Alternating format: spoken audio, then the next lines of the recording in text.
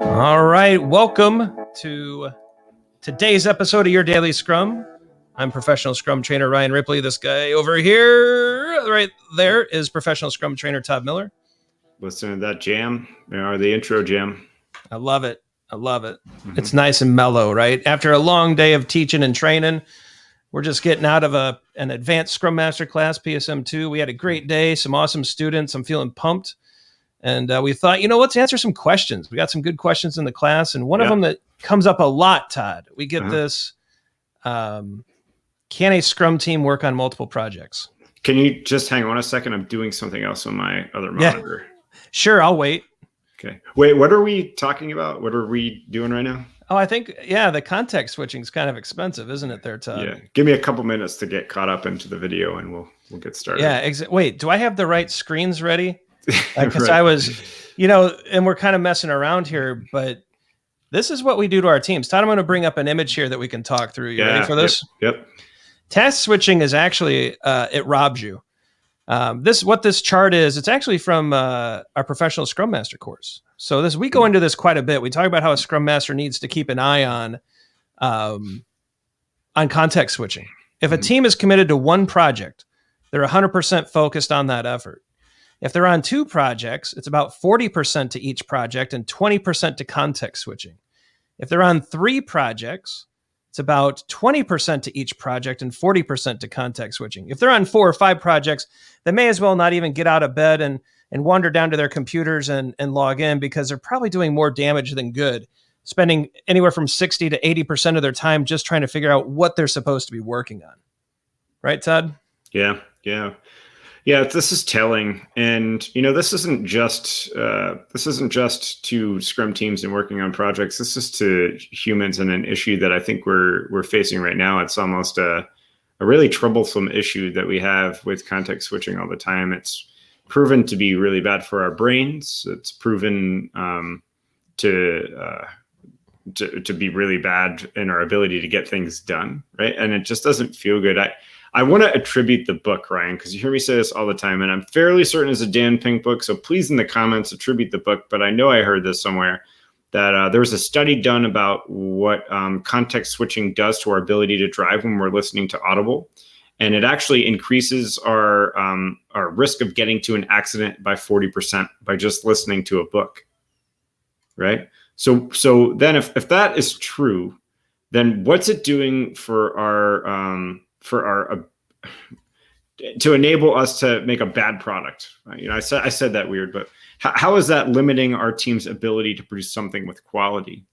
I would say if we're 40% greater chance of getting into an accident by listening to an Audible book and context switching that way, what's the chance of me putting a bug into production if I'm switching between project to project? It's probably very high. It's probably very likely. Right? Yeah, very likely. Yep. Yeah. So there's another side to this too. I want to look at this chart one more time. It's not just it's the cost, right? Yeah. And let's pretend that one person on a team, we plan at 2,000 hours in a year, right?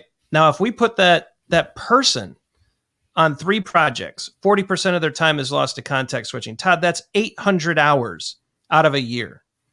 Right? Are you with me so far? Math. I know it's late in the day and I'm doing some math, but 800 hours times a fully loaded hourly rate for an employee, that's benefits, that's pay, that's vacation, that's 401k, everything in a typical employee in North America is about $150 an hour, Todd.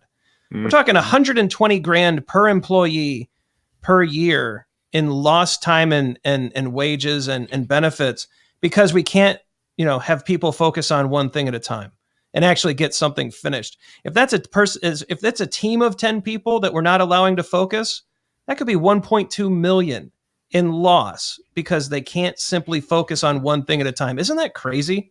That's a whole other team, Ryan.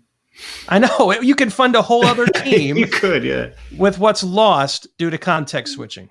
Yeah.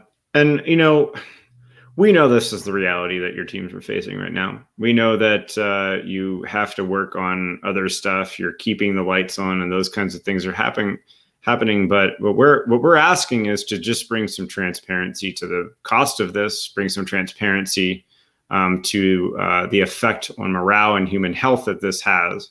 Yep. And quite frankly, if you have to work on so much firework, we feel like you've probably got some infrastructure and architecture issues that you should spend the time and money on fixing rather than firefighting, right? So we know this is reality, but I think that what we're showing is reality as well. So I think we need to work on it, right? Yeah, we need to, as Scrum Masters, step up and see if we can work on the systemic impediments and the other issues going on. As a product owner, ask the question, am I happy making an investment in a product effort when I have a team that's already working on 2 other things? Mm-hmm. Does that make sense? Yeah. Right? Where's my money going? Exactly. I think when we start answering those questions, we start putting a dollar value to the cost of context switching, maybe we can get our teams on fewer projects and actually get to done instead of just being busy. Yeah. Busyness is not valuable. Getting to done is how we generate value. Yeah. All right. Yeah. Well, this has been. Go ahead, Mr. Miller. I forgot what I was doing again. We're closing out the video now. So this has been another episode of Your Daily Scrum. It's today's episode of Your Daily Scrum. Check out the socials.